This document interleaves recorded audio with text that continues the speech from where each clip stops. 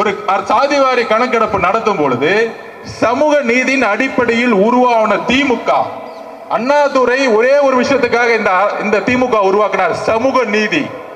சமூக நீதியின் அடிப்படையில் உருவாக்கின திமுக அதோடைய வழித்தொண்டில் வந்த கலைஞருடைய மகனா இருக்கக்கூடிய திரு மு.க. ஸ்டாலின் அவர்களுக்கு சாதிவாரி கணக்கெடுப்புனால என்னன்னே தெரியல. மக்கள் தொகை கணக்கெடுப்பையும் சாதிவாரி கணக்கெடுப்பையும் குழப்பி சட்டசபையில பேசுறாரு. இது ஒன்றிய பாஜக அரசு தான் நடத்தணும். ஒன்றிய பாஜக அரசு தான் நடத்தணும்னா எப்படி கர்நாடகால சீதாராமையா நடத்தினார், எப்படி நிதிஷ்குமார் நடத்தினார், எப்படி தெலுங்கானால சிஎம் நடத்தினார், மம்தா பானர்ஜி வெஸ்ட் பெங்கால எப்படி நடத்திட்டு இருக்காங்க. இதற்கு முதலமைச்சர் பிரஸ் மீட்டை வச்சு தயவு செஞ்சு பத்திரிகையாளர் கேள்வி கேளுங்க. அவர் வர மாட்டாருன்னா அவர் புள்ள உதயநிதி கேளுங்க.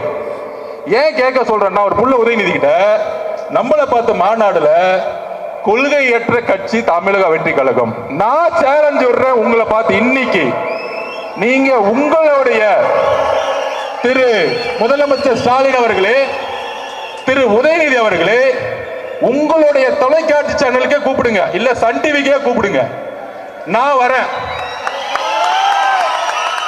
உங்களுடைய மகன் அடுத்த முதலமைச்சர் சொல்றீங்களே, உங்களுடைய மகன் சமூக நீதினா என்ன, சாதிவாரி கணக்கெடுப்புனா என்ன, ரெருமொழி கொள்கைனா என்ன, ஒவ்வொரு கொள்கையும் நாங்க வந்து பேசுறோம்.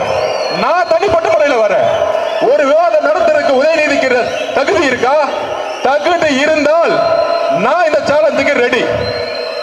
இது தமிழக வெற்றி கழகம் சார்பாக ஆதவர்ஜனோ உதயநிதியும் நாம களத்துக்கு நான் பேசி கொடுக்க ரெடி. அப்படி ரெடி இல்லைன்னா தமிழக வெற்றி கழகத்தை பார்த்து கொள்கை தெரியாத ஒரு கட்சின்னு சொல்லாதீங்க. இன்னையோட பயந்துட்டு வீட்டை விட்டு வெளியே வராதீங்க. அரசு காட்டும் வழிகாட்டு நெறிமுறைகள் என்பது எப்படியாவது நமது மக்கள் சந்திப்பு நிகழ்வுகளை நடக்கவே கூடாது என்ற எண்ணத்தில் தயாரிக்கப்பட்டுள்ளது என்பது வெட்ட வெளிச்சமாக மக்களுக்கு தெரிகிறது.